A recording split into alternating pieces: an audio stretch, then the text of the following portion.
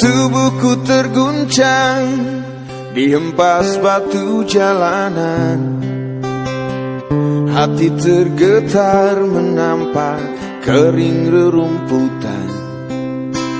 Perjalanan ini pun seperti jadi saksi.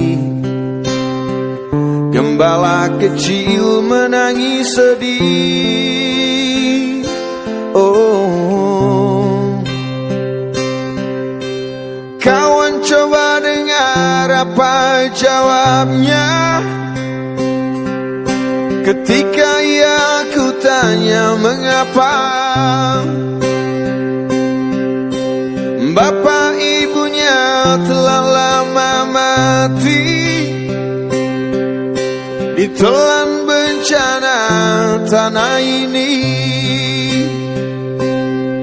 Sesampainya di laut, ku kabarkan semuanya kepada karang, kepada ombak, kepada matahari.